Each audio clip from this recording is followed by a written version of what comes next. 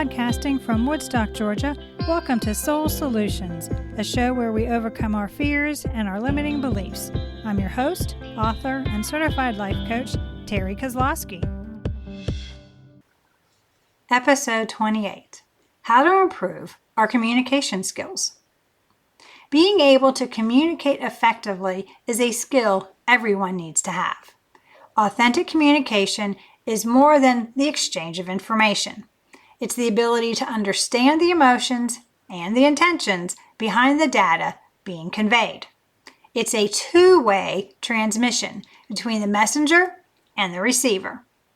Eckhart Tolle says true communication is communion, the realization of oneness, which is love. I think this is the reason we communicate, to connect with others through love. As human beings, the ability to communicate efficiently would seem intuitive. It is when we are conversing from our authentic, soulful selves. But the egoic mind interferes with most of the interactions we have with others. For example, we make a statement. The other person hears something completely different from what we intended. Or there are misunderstandings from word usage and frustrations from not listening because we were thinking about how to reply. Improving our communication skills so we are clear, concise, and understood easily is an area we can all strive towards. Why? Because cultivating the ability to connect with others means it will enhance all our relationships by increasing trust and respect for one another and improving our social and emotional health. What are the obstacles to effective communication?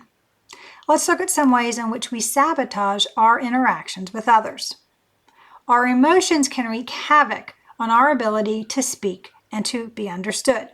Why? Because when we are stressed or upset, our ability to interpret nonverbal communication is at a disadvantage. We also can put off confusing nonverbal cues when we're upset and react instead of responding appropriately because we misunderstood something. To overcome this issue, take a few deep breaths to calm ourselves to communicate authentically. Are we fully present while conversing, or are we trying to multitask? If we aren't focused on the discussion, we aren't truly listening to what's being said. So it shouldn't be a surprise when we miss receiving information vital to responding well.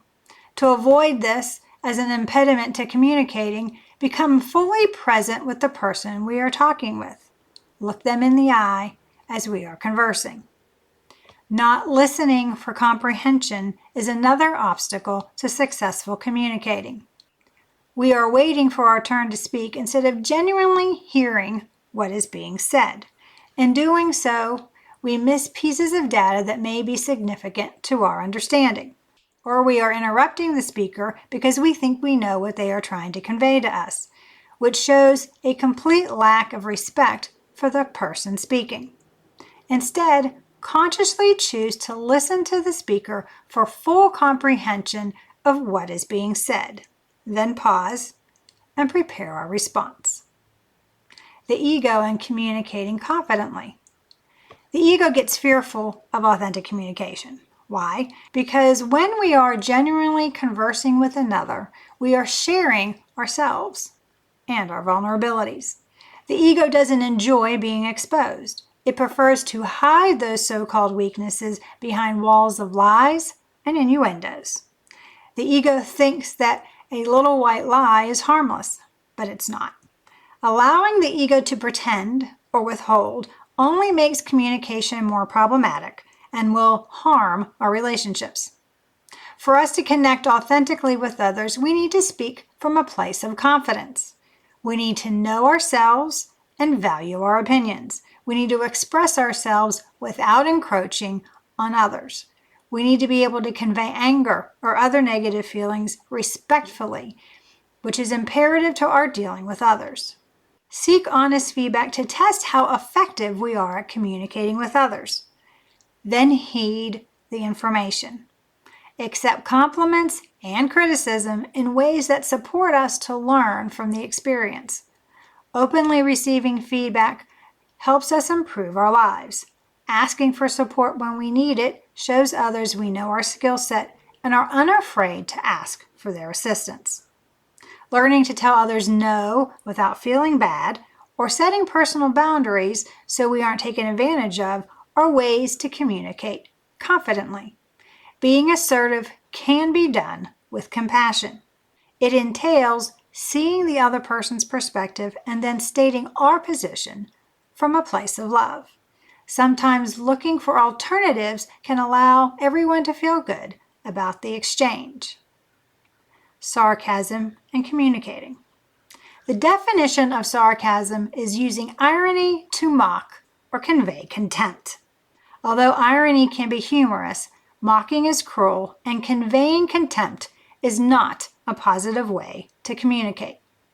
I believe society has made sarcasm an acceptable form of harassment or bullying. We see it in schools, colleges, and in the workplace.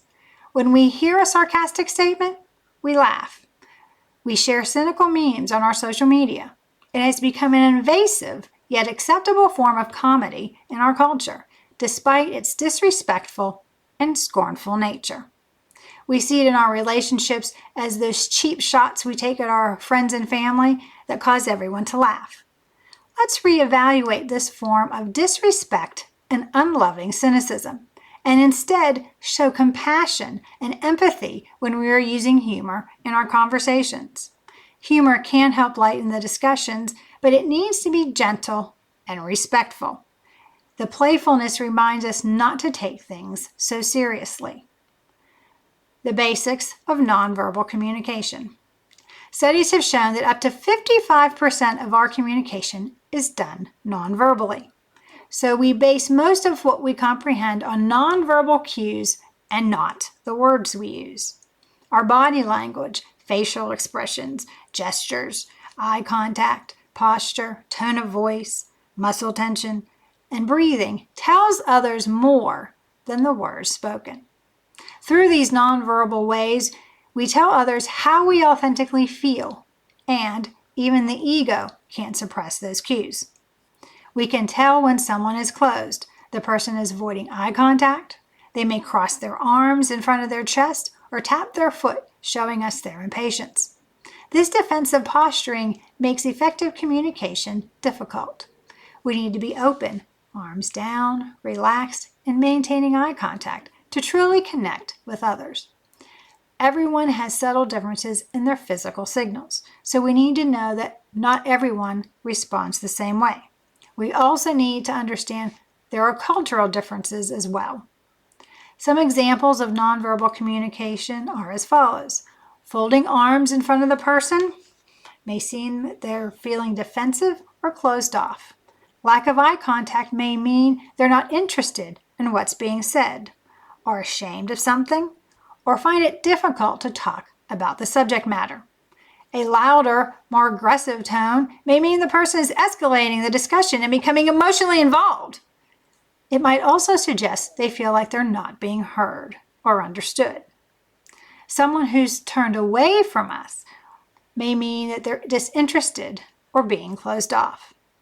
We need to pay attention to our nonverbal signs and make sure they match our messaging. If we are stressed or nervous, how we feel will be expressed. So calming ourselves with breathing exercises will help us communicate better. When we are authentically communicating, our body language and words match because they are honestly coming from our heart. The art of listening. The most crucial aspect of effective communication comes down to our ability to listen, to comprehend what is being communicated to us. Hearing is a physical process for us to sense sound vibrations. Hearing doesn't mean we listen or that we understand what is being told to us. When we are engaged in conversation, we hear the tone of voice of others. We feel their emotions and intentions of the other person. This process allows us to let the speaker feel heard, which deepens the connection with them. To be an engaged listener, we need to focus on the speaker. Look them in the eye, not around the room or our cell phones. Stay present. Don't be thinking about something else or waiting for your turn to speak. Don't interrupt the speaker, and don't try to change the subject. Show interest in what is being said by occasionally nodding, smiling, giving small verbal cues to encourage the speaker to continue. Then summarize what we understood so that the other can clarify any miscommunication. Listening to someone doesn't mean we agree with what they say. It shows we respect the speaker as a person and value what they feel. To effectively communicate, we need to set aside blame, shame, and judgment in order to understand what is being said and connect authentically. How to have difficult conversations. Talking with someone whose beliefs or opinions differ from ours can be problematic, particularly if we regularly communicate with them. To effectively connect during trying conversations, we need to articulate our message clearly. How we say something is going to be just as important as the words we use. We want to maintain an even tone while making eye contact. We want to keep our bodies relaxed and opened. When the other person is finished speaking, we should summarize what we heard. This summary enables us to deal with any faulty hearing on our part. If the conversation gets heated, we need to breathe to calm ourselves. We want to reduce the intense emotions we may have and regulate the feelings so we behave in a way that doesn't harm anyone. Suppose we can find humor in the situation. In that case, we can use it to relieve the stress for everyone having the discussion. Be willing to bend a little. Compromise by seeking middle ground where all parties can feel good about the outcome. When all involved care more about one another than getting their way, it allows for solutions and better relationships. Difficult conversations commonly occur when there are a lot of emotions from the parties involved. But suppose we focus on hearing what the other is saying, respecting their viewpoint, and value the relationship more than being right. In that case, we can move past the differences and find common ground. Moving forward, we are responsible if our communication is clear. By using simple language, we can help others better understand what we're conveying. Be aware of nonverbal cues and listen with the intent to understand. Communication skills are learnable, but it starts with one person willing to improve their skill set.